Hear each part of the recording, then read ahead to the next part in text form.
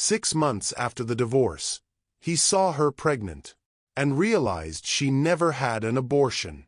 6 months after signing the papers that ended his marriage, Kieran Ashworth thought he'd buried his biggest mistake, until he saw Lydia's pregnant silhouette in aisle 7 and realized the baby he'd asked her to abort was about to make him a father. But that revelation was still 23 minutes away. Hello, family. Welcome back. Before we begin, I have a small but heartfelt request. Please subscribe. Your support is what keeps these stories alive. Every time you click that button, you're helping us share voices that would otherwise be forgotten and stories that deserve to be heard. Let us know in the comments where you're watching from and how this story touched you. Right now, Kieran stood in his penthouse kitchen, staring at a refrigerator that contained nothing but expired milk, leftover Chinese takeout, and a bottle of champagne he'd bought to celebrate a business deal that fell through 3 weeks ago. The marble countertops gleamed under recessed lighting, reflecting a life that looked successful from the outside but felt hollow as an echo chamber. He grabbed his keys from the granite island, the metal cold against his palm. Hartwell's Market. 15 minutes there, 30 minutes shopping, 15 minutes back. He could maintain his carefully constructed routine, the one that kept him from thinking about soft dark curls and the way Lydia used to hum while making breakfast. The elevator descended 42 floors in silence. Across town, Lydia Sinclair sat on the edge of her bed in the small apartment above Meridian Gallery, one hand resting on the curve of her belly where their daughter, though he'd never know, was practicing what felt like soccer kicks against her ribs. "Easy there, little warrior," she whispered, her voice carrying the exhaustion of someone who'd been carrying more than just a baby for the past 7 months. "Mama's got to brave the grocery store today." The nursery corner of her studio apartment was nearly complete. A white crib she'd assembled herself stood next to a rocking chair her sister had driven down from Portland. Baby clothes hung in neat rows, tiny onesies and impossibly small socks that made her heart ache with anticipation and terror in equal measure. She'd been avoiding Hartwell's Market for weeks, shopping at the smaller corner store instead, paying twice as much for half the selection. But her doctor had been clear about nutrition, and the corner store's wilted vegetables weren't going to cut it anymore. Lydia pulled on her favorite maternity dress, the blue one that made her feel less like a whale and more like herself, and grabbed her purse. The ultrasound photo tucked inside crinkled softly, a sound that had become her talisman against the loneliness that crept in during quiet moments. She locked the apartment door behind her, unaware that fate was about to collide with her grocery list. Kieran's BMW pulled into Hartwell's parking lot at exactly 3:47 p.m., the same time he'd been shopping for the past 6 months. Routine was armor against the chaos of memory. He grabbed a cart from the return area, its wheels squeaking in a rhythm that reminded him of the way Lydia used to tap her fingers when she was nervous. "Stop." He pushed through the automatic doors, fluorescent lights buzzing overhead like angry insects. The produce section sprawled before him, a maze of organic this and locally sourced that. Lydia would have loved this place. She'd always been passionate about supporting local farmers, about knowing where their food came from. Stop thinking about her. Kieran grabbed a plastic bag and began selecting apples with the mechanical precision of someone who'd forgotten how to enjoy simple pleasures. Red Delicious. Granny Smith. The motions were automatic, mindless, safe. Lydia's Honda Civic coughed to life on the 3rd try, a sound that made her wince and mentally calculate how much longer she could avoid dealing with the transmission issue. Money was tight. Tighter than she'd ever admit to her sister, who'd already offered to help more times than Lydia's pride could handle. The drive to Hartwell's took 12 minutes, during which their daughter performed what felt like an entire gymnastics routine. Lydia found herself talking to her belly, a habit that had started around month 4 and now felt as natural as breathing. "Your daddy used to love grocery shopping," she said, then immediately regretted the words. She'd promised herself she wouldn't do this, wouldn't create a mythology around a man who'd made it clear he didn't want to be part of their story. But sometimes, in the quiet moments between sleep and waking, she wondered if he ever thought about them. If he ever did the math and realized what he'd lost. The parking lot was busier than she'd expected for a Thursday afternoon. Lydia found a spot near the back, taking her time getting out of the car. These days, everything took longer. Standing up, walking, breathing. Her body was no longer entirely her own, and some days that felt like the most beautiful surrender in the world. Other days, it felt like the loneliest. Inside Hartwell's, Kieran moved through his mental checklist with the efficiency of someone who'd turned grocery shopping into a military operation. Produce. Check. Dairy. Next. He avoided the baby food aisle entirely, the way he'd been avoiding it for 6 months, as if proximity to tiny jars of pureed carrots might somehow summon ghosts he wasn't ready to face. His phone buzzed. A text from Tobias Ravencrest, his business partner and the closest thing he had to a friend these days. Drinks tonight? You're becoming a hermit. Kieran typed back. Rain check. Busy. It wasn't true. His evening would consist of reheated Chinese food and whatever mindless series he could find to fill the silence of his apartment. But admitting that felt like admitting defeat, and Kieran Ashworth had built his entire post-divorce identity around the illusion that he was fine. He rounded the corner toward the dairy section, his cart wheels squeaking their familiar protest. Lydia pushed through Hartwell's entrance at 4:03 p.m., immediately overwhelmed by the sensory assault of a busy grocery store. The fluorescent lights seemed brighter than usual, the background music more intrusive. Pregnancy had amplified everything. Smells, sounds, emotions she thought she'd successfully buried. She grabbed a cart, grateful for something to lean on, and headed toward the produce section. The baby was active today, pressing against her bladder and ribs with equal enthusiasm. Lydia found herself walking slower than usual, one hand unconsciously supporting her lower back. What do we think, little one? Organic tomatoes or regular? The question was directed at her belly, but as she reached for the tomatoes, she felt the strangest sensation, as if someone was watching her. The feeling crawled up her spine like a warning, primitive and undeniable. Lydia straightened slowly, her hand still resting on her belly, and turned toward the sensation. That's when she saw him. What do you think Lydia's first reaction will be when she sees Kieran? Will she run, confront him, or freeze? Share your thoughts in the comments below. Time fractured. Kieran stood frozen in the dairy aisle, a carton of milk forgotten in his hand, staring across 30 feet of grocery store real estate at the impossible. Lydia Sinclair, his Lydia, stood by the organic vegetables, her dark curls catching the harsh fluorescent light exactly the way they used to catch morning sunlight streaming through their bedroom window. But it wasn't her familiar grace that made his world tilt off its axis. It wasn't the way she unconsciously tucked a strand of hair behind her ear, or how she still bit her lower lip when concentrating. It was the unmistakable swell of her belly beneath that blue dress, the same shade of blue as the walls they'd painted in what was supposed to be their nursery. 7 months. The math slammed into his consciousness like a freight train derailing in slow motion. 7 months pregnant. 6 months since their divorce was finalized.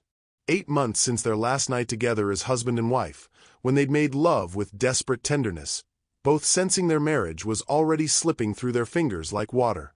She never did it. The milk carton slipped from his nerveless fingers, hitting the linoleum floor with a wet explosion that sent white liquid spreading across the tiles. Other shoppers turned to stare, but Kieran couldn't move, couldn't breathe, couldn't process anything beyond the devastating truth unfolding before him. She kept our baby. Lydia's hand instinctively moved to protect her belly the moment she saw him. Fight or flight responses warred in her chest, her heart hammering against her ribs while their daughter seemed to sense the tension, shifting restlessly inside her. He looked different. Thinner. The expensive suit couldn't hide the hollow look around his eyes, the way his shoulders carried weight that hadn't been there during their marriage. Success had always suited Kieran Ashworth, but this version of success looked like it was slowly consuming him from the inside out.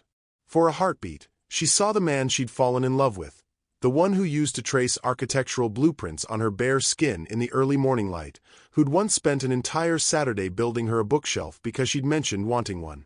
The man who'd held her while she cried over her father's death, who'd proposed on the beach at sunset because he knew she hated being the center of attention. Then she remembered the other man. The one who'd looked at her positive pregnancy test like it was a death sentence. Who'd used words like practical and timing and other options when she'd needed him to say, "I love you," and "We'll figure it out together." Run. Every instinct screamed at her to abandon her cart and flee, to protect herself and their daughter from the man who'd made it clear they weren't wanted. But her feet felt rooted to the spot, trapped in the gravity of his stare. Kieran's legs moved without conscious direction, carrying him around the end-cap display of pasta sauce, past the deli counter, through the maze of shoppers who seemed to part like water around his single-minded trajectory. He had to reach her. Had to understand. Had to. Lydia. Her name fell from his lips like a prayer, barely audible above the store's ambient noise. She turned fully toward him then, and he saw everything he'd lost written in the careful way she held herself, the protective curve of her arm around her belly, the walls that had gone up behind her eyes. Kieran. Her voice was steady, controlled, giving nothing away. But he caught the slight tremor in her hands as she gripped the shopping cart handle. They stood there in the produce section, surrounded by the mundane reality of grocery shopping. Other customers debating between organic and conventional, children whining for snacks, the distant hum of refrigeration units, while the entire foundation of Kieran's carefully reconstructed life crumbled around him. You're. He couldn't finish the sentence. Couldn't say the word pregnant, because that would make it real, would force him to confront the magnitude of what he'd thrown away. 7 months, Lydia said quietly, her chin lifting in that defiant way he remembered. Due in February. The timeline hit him like a physical blow. February. Their baby, would be born in February, and he'd almost missed it entirely. Would have missed it entirely if not for this random Thursday afternoon collision in aisle 7. Lydia, he stepped closer, and she immediately stepped back, her hand moving protectively over her belly. Don't. The word was sharp, final. Just don't. But Kieran couldn't stop the words from tumbling out. 6 months of buried regret and longing spilling over like the milk still spreading across the dairy aisle floor. I thought we talked about. I thought you weren't going to. Keep her. Lydia's voice was barely above a whisper, but it carried the weight of every sleepless night, every doctor's appointment attended alone, every moment of joy she'd had to experience in solitude. You thought I'd get rid of our daughter because you were too scared to be a father. Daughter. The word hit him like lightning, illuminating corners of his heart he'd thought were permanently dark. They were having a daughter. Had been having a daughter. Were having. I have to go. Lydia was already turning away, abandoning her cart full of carefully selected organic vegetables and prenatal vitamins. Wait, please. Kieran reached out instinctively, his fingers barely brushing her arm before she pulled away like he'd burned her. 6 months, Kieran. Her voice broke on his name, revealing the pain she'd been trying so hard to hide. 6 months you've known exactly where to find me, and you never once. She stopped herself, shaking her head. I can't do this. Not here. Not now. She walked away with as much dignity as a 7 months pregnant woman could muster, leaving Kieran standing alone among the tomatoes and organic lettuce, watching the only woman he'd ever loved disappear through the automatic doors. Again. Kieran stood motionless in the produce section for a full 3 minutes after Lydia disappeared, staring at the automatic doors that had swallowed her like she was nothing more than another customer finishing her shopping. Around him, life continued its mundane rhythm, a mother negotiating with her toddler over apple juice, an elderly man comparing prices on bananas, the steady beep of checkout scanners in the distance. But Kieran's world had stopped spinning. Daughter. The word echoed in his mind like a bell that wouldn't stop ringing. Not just a baby, an abstract concept he could rationalize away, but a daughter. A little girl who would have Lydia's eyes and maybe his stubborn chin. A little girl who was growing inside the woman he'd destroyed with his cowardice, who would be born in February whether he was ready or not. His hands shook as he pulled out his phone, thumb hovering over Lydia's contact. He'd never deleted her number, though he'd told himself 100 times he should. Her name was still there. Lydia Redheart. The heart emoji mocked him now, a relic from when love felt simple and forever was a promise they'd both believed. He started typing. Lydia, Please, we need to talk. Deleted it. I'm sorry, I know I have no right to. Deleted it. Can we please just... His thumb hovered over the send button for 30 seconds before he deleted that too. What could he possibly say? That seeing her pregnant had shattered every justification he'd built around their divorce? That he'd spent 6 months convincing himself he'd made the right choice, only to discover in 30 seconds that he'd made the worst mistake of his life? Kieran abandoned his cart and walked toward the exit, his legs moving on autopilot while his mind reeled. The automatic doors opened with a soft whoosh, and he found himself scanning the parking lot desperately, looking for her beat-up Honda Civic. But she was already gone, vanished into the late afternoon traffic like a ghost he'd conjured from his own guilt. Lydia made it exactly 4 blocks before she had to pull over. Her hands were shaking so violently she could barely grip the steering wheel, and their daughter was moving restlessly inside her, responding to the adrenaline flooding her system. She parked in the lot of a small coffee shop and pressed her forehead against the steering wheel, trying to breathe through the panic attack that was building in her chest. He looked so shocked. Of course he was shocked. In Kieran's carefully ordered world, problems got solved efficiently. Unwanted pregnancies got terminated. Inconvenient wives got divorced. He'd probably assumed she'd followed through with his practical suggestion and moved on with her life, just like he had. Except she hadn't moved on. She'd moved forward. There was a difference. Every day for the past 7 months had been about building something new, something better than what they'd had. A life where she didn't have to beg someone to want their own child. A life where love wasn't conditional on convenience. Her phone buzzed. For one terrifying, hopeful moment, she thought it might be Kieran. Instead, it was her sister Meredith. How did the grocery run go? Did you remember the prenatal vitamins? Lydia stared at the text, then at her empty hands. She'd left everything, her cart, her list, her carefully planned nutrition regimen, the moment she saw him. Just like she'd left their marriage the moment he'd shown her who he really was. She typed back, ran into someone. Heading home. Someone good or someone bad. Lydia's fingers hovered over the keyboard. How did you explain that you'd run into the father of your unborn child, the man who'd broken your heart so thoroughly you'd thought it would never heal, the person you'd loved more than breathing until he'd made it clear that love wasn't enough? Someone complicated. Want me to come over? No. Need to think. But thinking was the last thing Lydia wanted to do. Thinking meant remembering the way Kieran's face had gone white when he'd seen her belly. Thinking meant wondering if that was shock or horror or something else entirely. Thinking meant acknowledging the tiny, treacherous part of her heart that had leaped when she'd heard him say her name. She started the car and drove home in silence, one hand resting on her belly where their daughter was finally settling down. "It's okay, little warrior," she whispered. "Mama's not going to let anyone hurt us. Not again." Kieran's penthouse felt like a mausoleum when he walked through the door. The silence was oppressive, broken only by the hum of expensive appliances and the distant sound of traffic 42 floors below. He poured himself 3 fingers of whiskey and stood at the floor-to-ceiling windows, looking out at a city that suddenly felt foreign. February. 2 months away. In 2 months, he was going to be a father whether he was ready or not. Whether Lydia wanted him involved or not. Whether he deserved it or not. His phone rang. "Tobias." "You sound like hell," his business partner said without preamble. "What happened?" "I saw Lydia." Silence. Then, "Shit. How is she?" "Pregnant." Another silence, longer this time.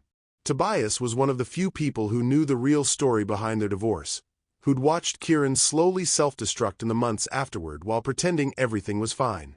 "How pregnant?" 7 months. "Jesus Christ, Kieran." Tobias's voice was quiet, careful. "What are you going to do?" That was the question, wasn't it? What was he going to do?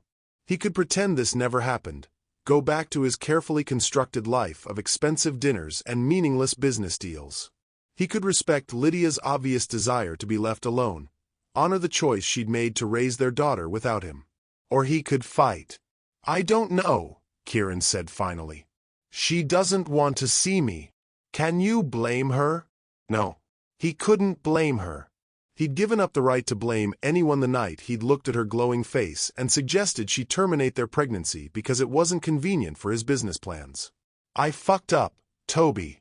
I fucked up so badly I don't know how to fix it." "Maybe you can't fix it," Tobias said gently.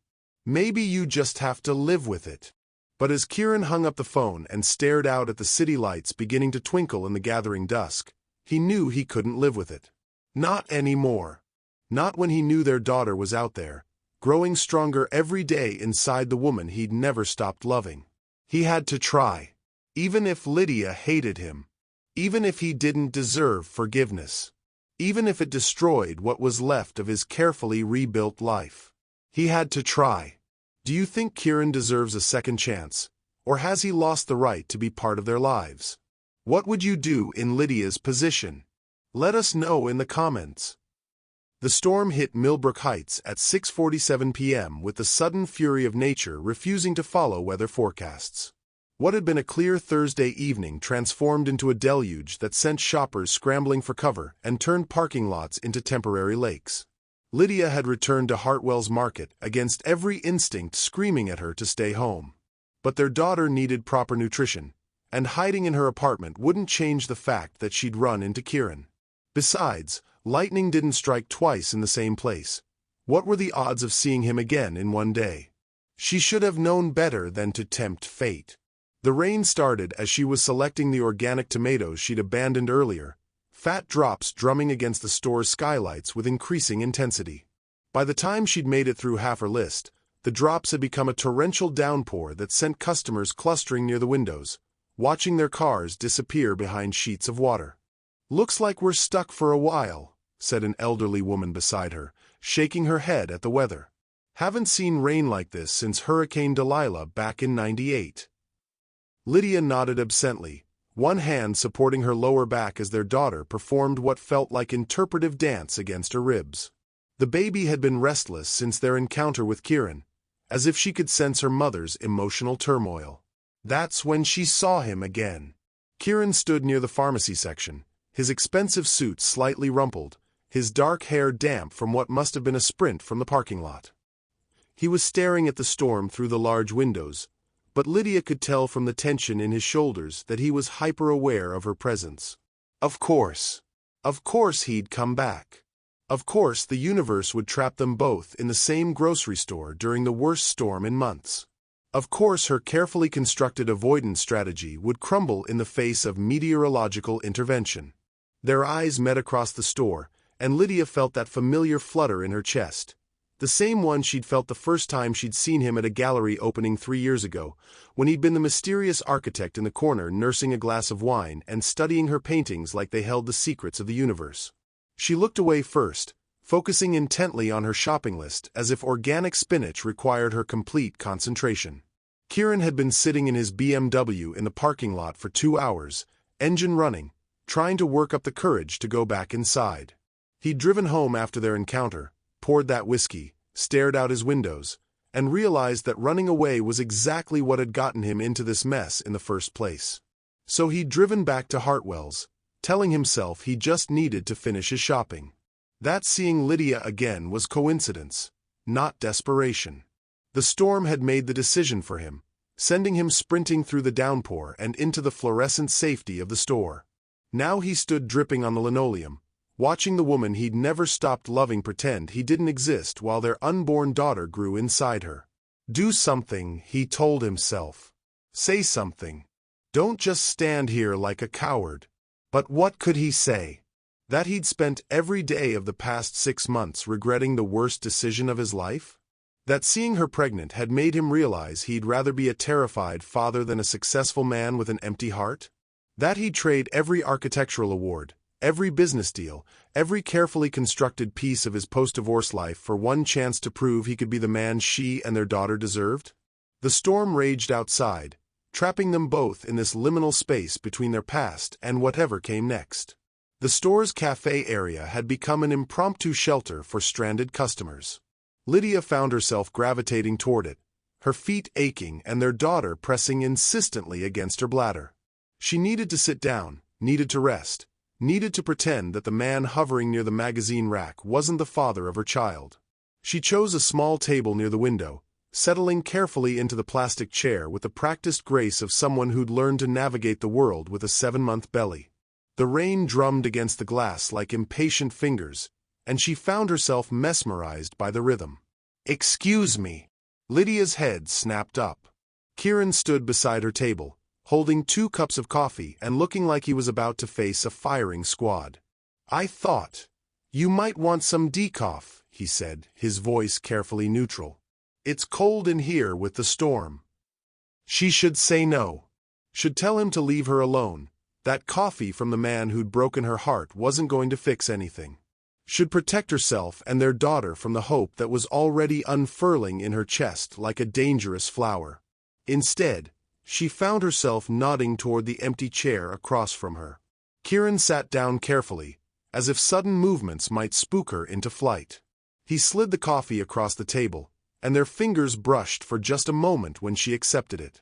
The contact sent electricity up her arm, the same spark that had always existed between them, apparently immune to divorce papers and broken promises. "Thank you," she said quietly, wrapping her hands around the warm cup.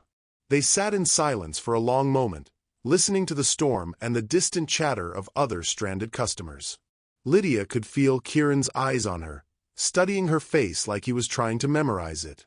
"You look good," he said finally. "Pregnancy suits you." Lydia almost laughed. She felt like a whale, her ankles were swollen, and she hadn't slept through the night in months. But there was something in his voice, a wonder, an awe, that made her believe he meant it. "She's active today," Lydia said, then immediately regretted the words. She hadn't meant to give him an opening, hadn't meant to acknowledge the life growing between them. Kieran's voice was barely above a whisper. Lydia's hand moved instinctively to her belly. "We're having a daughter." The words hung in the air between them, heavy with everything they'd lost and everything they might never have. Outside, the storm showed no signs of letting up, and inside, 2 people who'd once promised each other forever sat drinking coffee and pretending their hearts weren't breaking all over again. "A daughter," Kieran repeated, the words falling from his lips like a prayer he'd forgotten how to say. His hands trembled around his coffee cup, and Lydia watched emotions flicker across his face. Wonder, regret, something that looked dangerously close to joy. "Don't," she said sharply, recognizing the look. "Don't you dare look at me like that." "Like what?" "Like you're happy about this. Like you want this." Her voice cracked on the last word, and she hated herself for the vulnerability that leaked through her carefully constructed walls. Kieran leaned forward, his eyes intense. "I am happy. God, Lydia, I am so." "Stop." She held up her hand, and he fell silent. "You don't get to be happy. You don't get to sit here and pretend you want our daughter when 6 months ago you looked me in the eye and told me we should consider other options." The words hit him like physical blows, and Lydia watched him flinch. Good. She wanted him to hurt the way she'd hurt that night, when the man she'd loved more than breathing had made it clear their baby was nothing more than an inconvenience. "You want to know what that night was like for me," she continued, her voice gaining strength. "I'd been planning how to tell you for 3 days. I bought a little onesie that said, 'Daddy's Little Architect,' and hid it in my purse. I was going to surprise you with dinner and wine, sparkling cider for me, and then show you the test." Kieran's face had gone pale, but she couldn't stop now. The words had been trapped inside her for too long, festering like an infected wound. "I was so excited, Kieran. So happy. I thought you'd pick me up and spin me around like in the movies.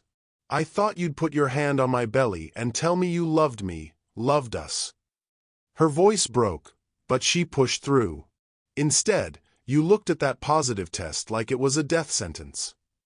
3 years earlier, the gallery opening was supposed to be Lydia's breakthrough moment. Her first solo show, months of preparation, her heart laid bare on canvas for the world to judge. She stood in the corner nursing a glass of wine, watching people examine her paintings with the detached interest of art collectors evaluating investments. That's when she saw him. Tall, dark-haired, standing in front of her largest piece, a swirling abstract she'd titled Becoming. He wasn't looking at it like the others, with calculating eyes and pursed lips. He was studying it like it was speaking to him in a language only he understood. "It's about transformation," she said, appearing beside him with liquid courage from the wine. "The moment when you realize you're not who you thought you were."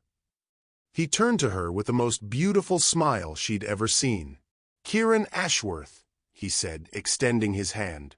"And I think I'm having one of those moments right now. 2 years later. Marry me."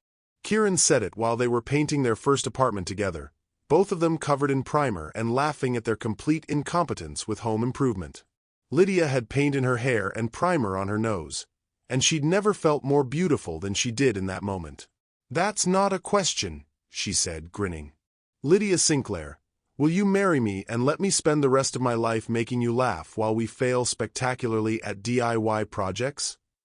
"Yes," she whispered, and he kissed her right there in their half-painted living room, both of them tasting like paint fumes and forever. 8 months ago. The pregnancy test sat on their bathroom counter like a tiny plastic oracle, 2 pink lines that would change everything. Lydia stared at it for the 4th time in 10 minutes, her heart hammering against her ribs. Pregnant. She and Kieran had talked about children in the abstract way young couples do. Someday, when they were ready, when the timing was right. But someday had arrived ahead of schedule, and Lydia found herself terrified and thrilled in equal measure. She heard Kieran's key in the lock, heard him call out her name. This was it. The moment that would define the rest of their lives. "Kieran," she called, her voice shaking with excitement. "Can you come here? I have something to show you." He appeared in the bathroom doorway, still in his work clothes, his face lighting up when he saw her. "What's up, beautiful?" She held out the test with trembling hands, watching his face for that moment of joy she'd been imagining all day. Instead, she watched the color drain from his features, watched his eyes go wide with what looked like panic, watched the man she loved more than breathing look at their future like it was a problem to be solved. "Are you sure?" he asked, his voice hollow. "I took 3 tests. They're all positive." She tried to keep the excitement in her voice, tried to ignore the way he was backing away from her. "Kieran, we're having a baby." "Jesus." He ran his hands through his hair, a gesture she recognized as his stress response. "Lydia, the timing. My business is barely staying afloat. We're drowning in debt. We can't afford." "We'll figure it out," she said quickly, desperately. "People have babies all the time without perfect timing. We love each other. That's what matters." But Kieran was shaking his head, his architect's mind already calculating costs and logistics and all the ways this would complicate their carefully planned life. "Maybe we should think about this," he said carefully. "Really think about whether this is the right time. Whether we're ready. There are options." The word hit her like a slap. Options. As if their baby was a problem with multiple solutions. As if the life growing inside her was negotiable. "Options," she repeated, her voice barely above a whisper. "I'm just saying we should consider all possibilities. Be practical about this." Practical. The word that would haunt her for months afterward. The word that turned the happiest moment of her life into the beginning of the end. "You made me feel like I was crazy for wanting our baby," Lydia said now, her voice steady despite the tears threatening to fall. "Like I was being irrational and emotional for thinking a child conceived in love was something to celebrate instead of something to fix." Kieran's coffee had gone cold in his hands. "Lydia, I was scared. We were both scared," she snapped. "But I was willing to be scared together. You wanted to be scared alone."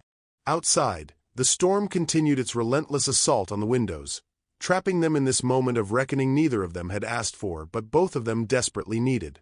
The silence stretched between them like a bridge neither was sure they could cross. Kieran stared into his cold coffee, watching his reflection fragment in the dark liquid. When he finally spoke, his voice was so quiet Lydia had to lean forward to hear him over the storm. "My father left when I was 7. The words hung in the air, unexpected and raw. Lydia's hand stilled on her belly, her anger momentarily displaced by surprise. In 3 years together, Kieran had mentioned his father exactly twice. Both times in passing, both times with the emotional detachment of someone discussing the weather. "He walked out on a Tuesday morning," Kieran continued, still not meeting her eyes. "Told my mother he wasn't ready to be a father, that he'd made a mistake, that we'd be better off without him. I watched from my bedroom window as he loaded his car and drove away. He never looked back." Lydia felt something shift in her chest, a crack in the armor she'd built around her heart. "Kieran, I spent my entire childhood wondering what was wrong with me," he said, finally looking up at her. "What I'd done to make him leave. My mother worked 3 jobs to keep us afloat, and I watched her slowly break under the weight of raising a kid alone. She never dated again. Never trusted another man. She died when I was 25, and I think part of her was relieved."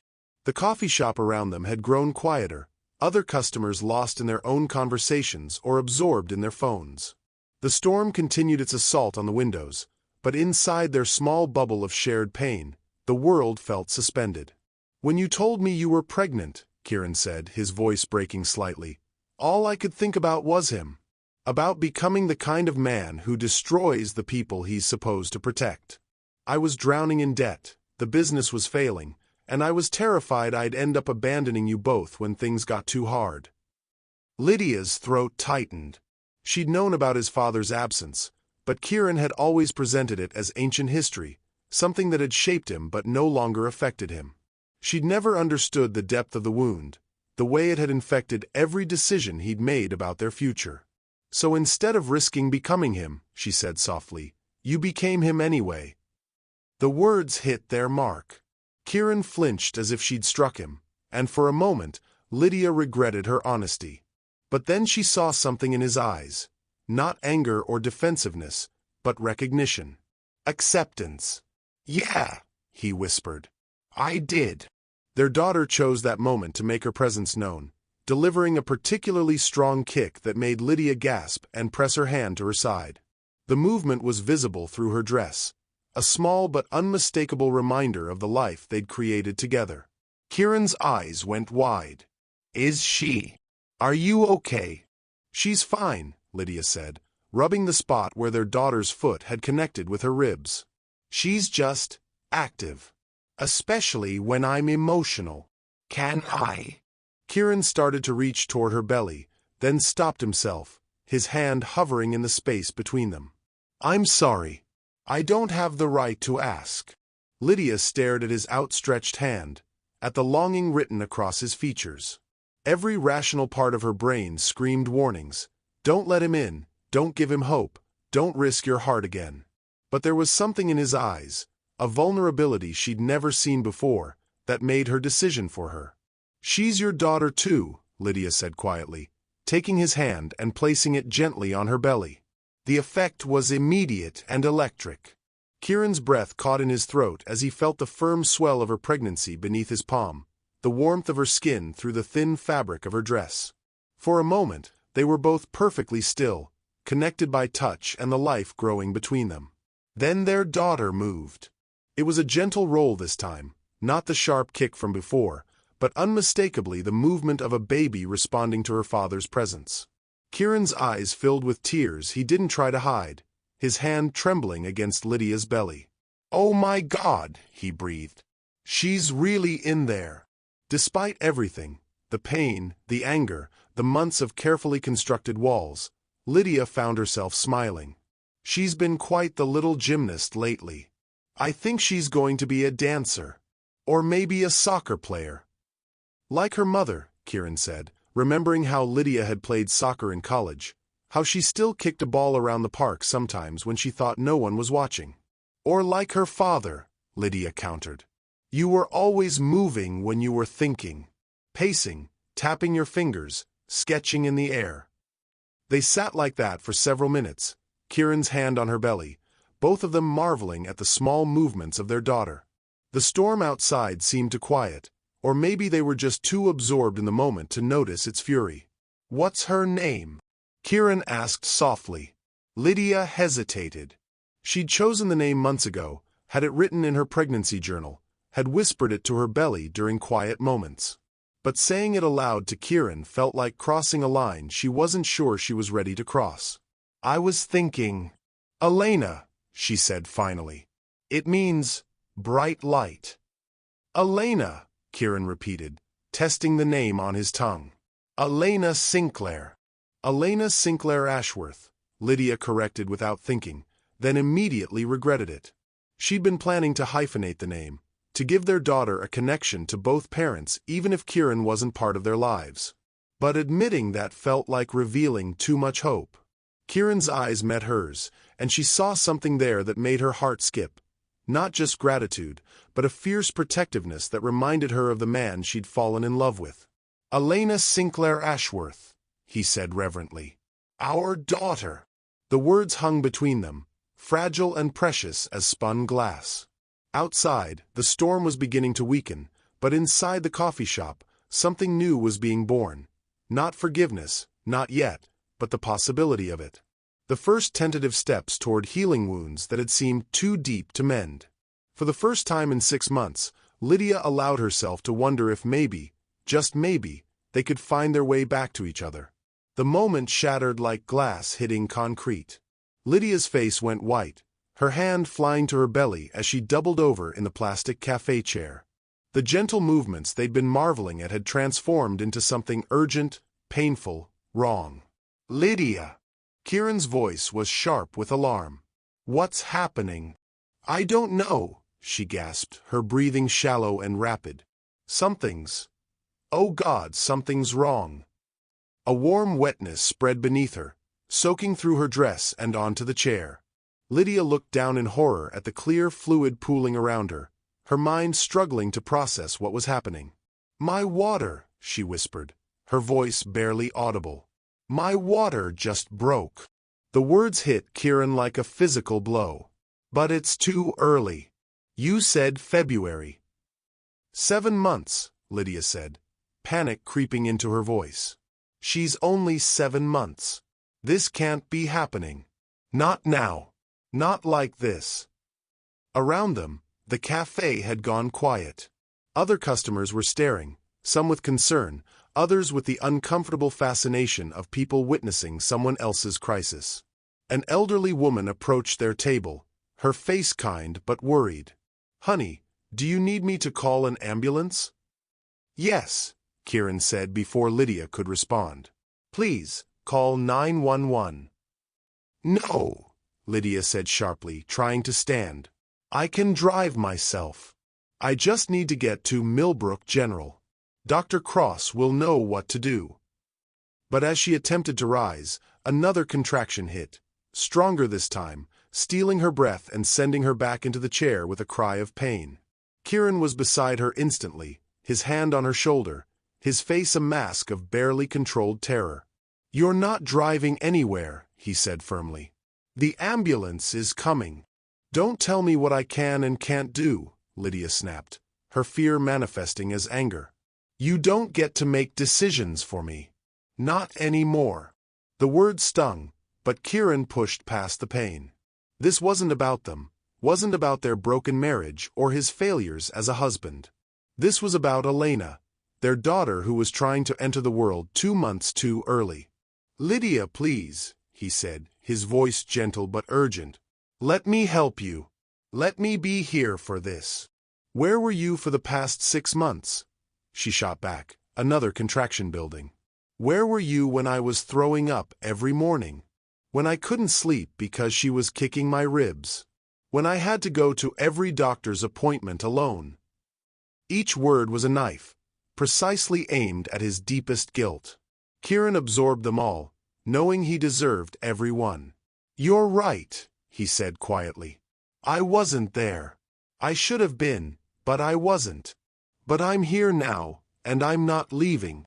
The ambulance arrived with a symphony of sirens and flashing lights, paramedics rushing into the store with practiced efficiency.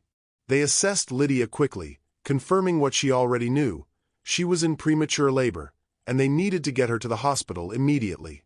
"Sir, are you the father?" one of the paramedics asked Kieran as they prepared to transfer Lydia to the stretcher. Kieran looked at Lydia, waiting for her to answer. For a moment that felt like eternity, she stared back at him, her eyes filled with pain and something that might have been hope. "Yes," she said finally. "He's the father." The ride to Millbrook General was a blur of medical terminology and mounting panic. Lydia's contractions were coming faster now, and the paramedics worked to slow her labor while monitoring Elena's heartbeat. Kieran sat beside the stretcher, holding Lydia's hand as she squeezed his fingers with each wave of pain. "She's too small," Lydia kept saying, tears streaming down her face. "She's not ready. What if something happens to her? What if?" "She's going to be okay," Kieran said, though his own voice was shaking. "She's strong, like her mother. She's going to be fine."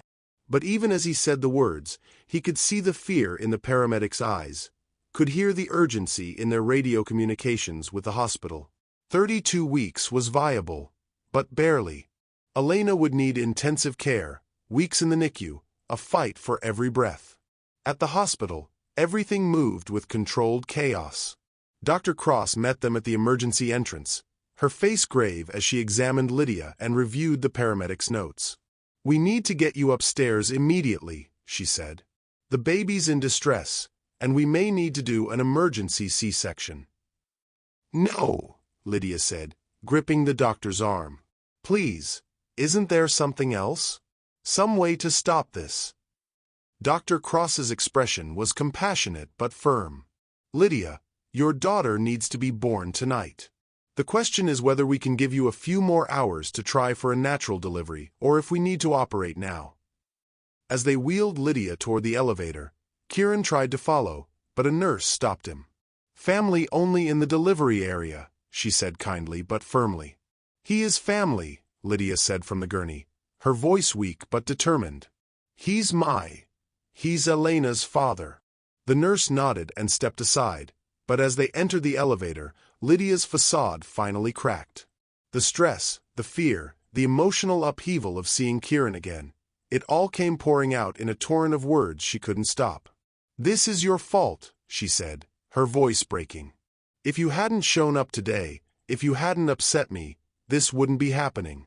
She was fine this morning. She was safe, and now—" "Lydia, that's not—" Kieran started. "Don't," she cut him off, her eyes blazing with pain and fury. "Don't you dare try to rationalize this. You walked away from us once, and now you're going to destroy us again. That's what you do, Kieran. You destroy everything you touch." The elevator doors opened onto the maternity ward, and as they wheeled Lydia away, she delivered the final blow.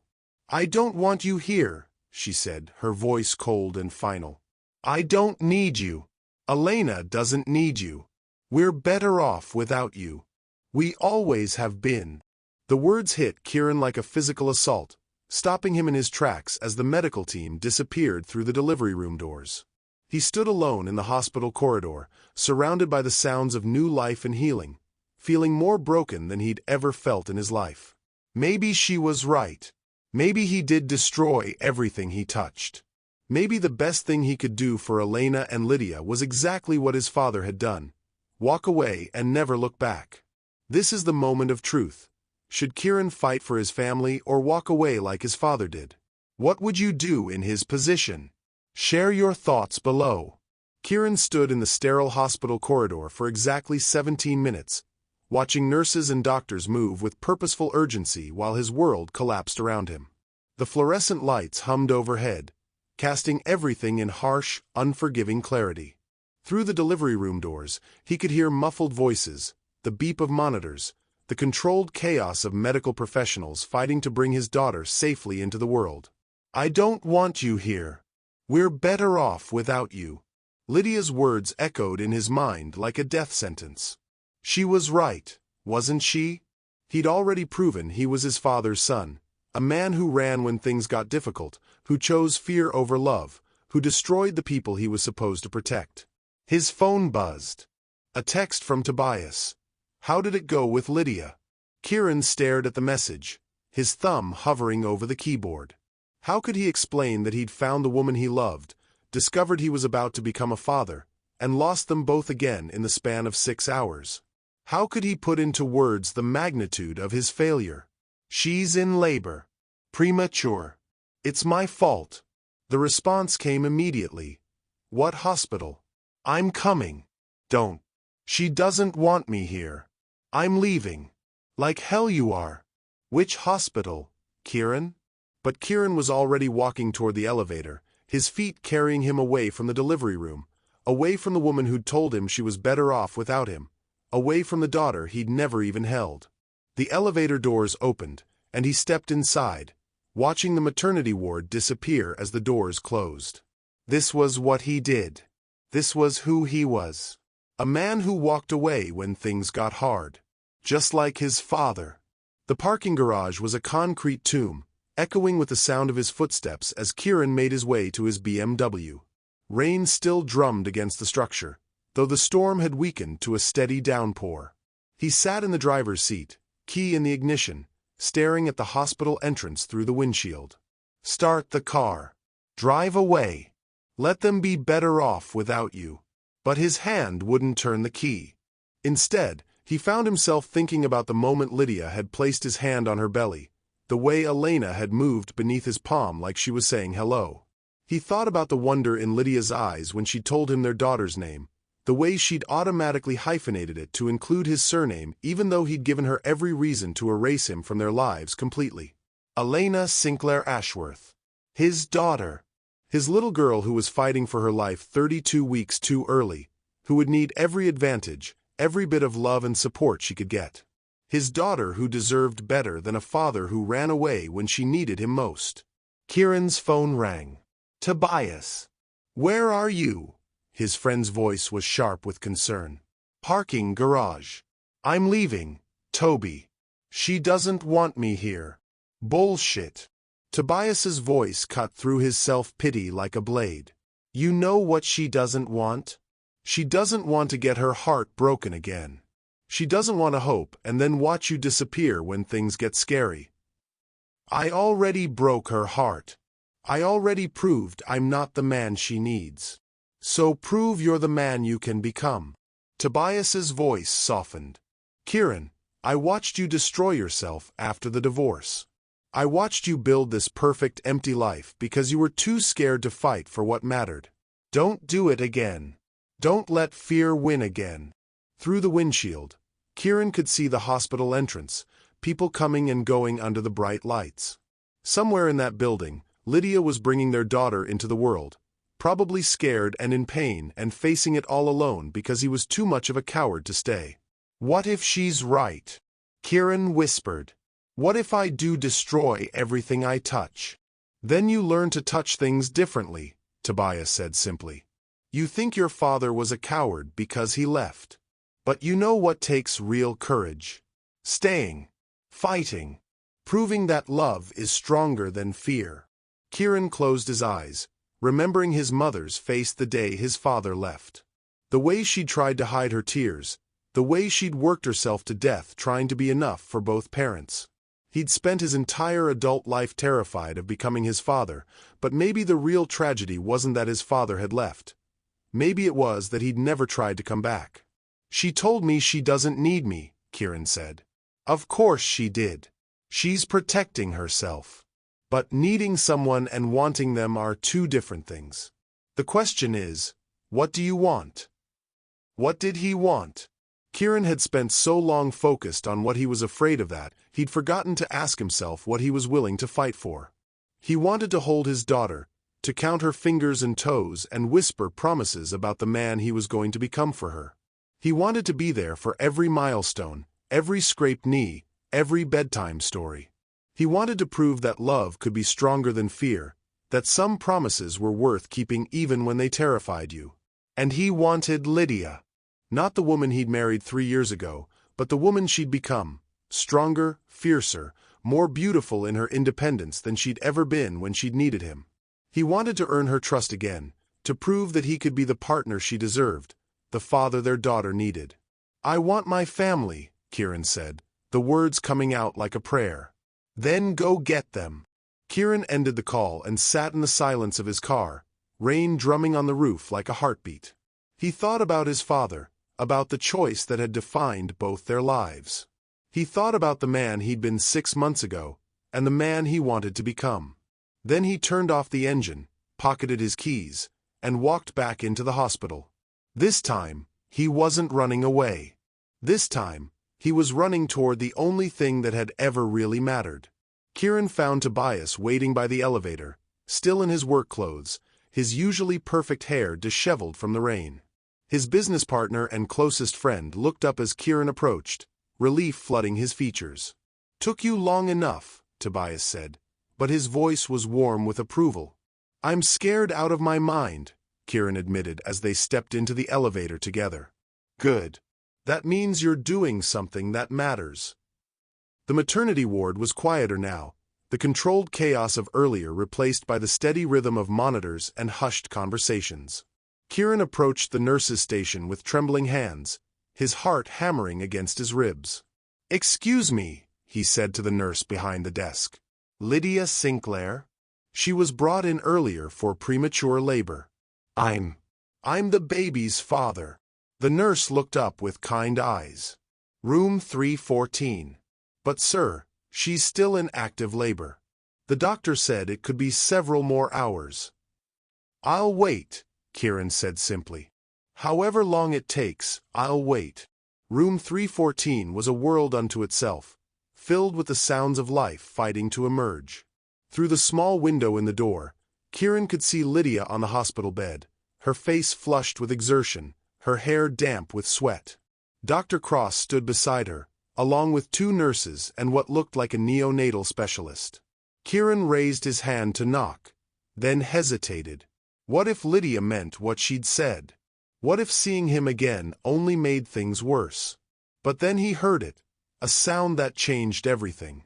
Lydia's voice, strained and exhausted, calling out a single word that shattered his remaining doubts. "Kieran!" He pushed through the door without another thought, rushing to her side as another contraction gripped her. Her hand found his immediately, squeezing with desperate strength. "You came back," she gasped between breaths. "I'm not going anywhere," he said, bringing her hand to his lips. "I'm here. I'm staying." Dr. Cross looked up from her position at the foot of the bed. "We're almost there, Lydia. I can see the baby's head. One more big push." Lydia's eyes met Kieran's, and in that moment, all the pain and anger and fear of the past 6 months fell away. There was only this, the 2 of them, bringing their daughter into the world together. "Together," Lydia whispered. "Together," Kieran confirmed, his voice thick with emotion. Lydia bore down with everything she had, her grip on Kieran's hand so tight he thought she might break his fingers. But he didn't care. He would have let her break every bone in his body if it meant their daughter would be safe. And then, at 11:47 p.m. on a storm-lashed Thursday night, Elena Sinclair Ashworth entered the world. She was impossibly small, barely 5 pounds, her skin translucent and delicate as tissue paper. But her lungs were strong, the delivery room filled with the most beautiful sound Kieran had ever heard as Elena announced her arrival with a lusty cry that spoke of fierce determination and an unbreakable will to live. "She's perfect," Dr. Cross said, quickly examining the baby before placing her on Lydia's chest. "Small, but perfect. Her lungs sound good. Her color is improving. The NICU team will want to monitor her closely, but this is a very good start." Kieran stared at his daughter in wonder, tears streaming down his face without shame. Elena was a miracle of tiny fingers and impossibly small toes, dark hair that looked like Lydia's, and when she briefly opened her eyes, Kieran could swear she looked right at him. "Hello, little warrior," Lydia whispered, her voice breaking with joy and exhaustion. "We've been waiting for you." "She's beautiful," Kieran said, his voice barely audible. "She's absolutely perfect." Lydia looked up at him, and for the first time in 6 months, there was no anger in her eyes. Only love and hope, and the beginning of something that might, with time and patience and a lot of hard work, become forgiveness. "Do you want to hold her?" she asked softly. Kieran's hands shook as he accepted his daughter, supporting her tiny head with infinite care. Elena settled against his chest like she belonged there, her breathing steady and strong. In that moment, holding his child for the first time, Kieran understood what his father had thrown away. He understood the magnitude of the choice that had defined his own childhood, and he made a silent vow that Elena would never wonder if she was wanted, never question whether she was loved. "I'm sorry," he whispered to Lydia, his eyes never leaving Elena's face. "I'm so sorry for everything. For being scared, for running away, for making you go through this alone. I know I don't deserve another chance, but if you'll let me, I want to spend the rest of my life proving that I can be the man you both deserve." Lydia was quiet for a long moment, studying his face as he cradled their daughter. When she finally spoke, her voice was soft but steady. "I don't want the man I married 3 years ago," she said. "That man was too scared to fight for what he loved. But this man, the one who came back, who chose to stay when things got hard, maybe this man is worth taking a chance on." "I love you," Kieran said, the words carrying the weight of 6 months of regret and a lifetime of promises he intended to keep. "I love you both. And I'm not going anywhere. Not ever again." "We'll see," Lydia said, but she was smiling through her tears. "Ask me again in a year, when you've been up all night with a colicky baby and you're running on 3 hours of sleep and wondering what you've gotten yourself into." "I'll ask you every day for the rest of our lives," Kieran promised. "And the answer will always be the same. I choose this. I choose you. I choose us." Elena stirred in his arms, making a small sound that might have been agreement. Outside, the storm had finally passed, leaving the world washed clean and full of possibility. Inside room 314, a family was being reborn. Not perfect, not without scars, but real and whole and ready to face whatever came next. Together. 6 months after their divorce, Kieran Ashworth had discovered that some mistakes could be redeemed, some hearts could be healed, and some love was strong enough to survive even the deepest wounds. As he sat beside Lydia's hospital bed, their daughter sleeping peacefully in his arms, he knew that this was just the beginning of their story. The best was yet to come. What did you think of Kieran and Lydia's journey? Do you believe in second chances when it comes to love? Share your thoughts about their story in the comments below. We'd love to hear if their reunion touched your heart the way it touched ours.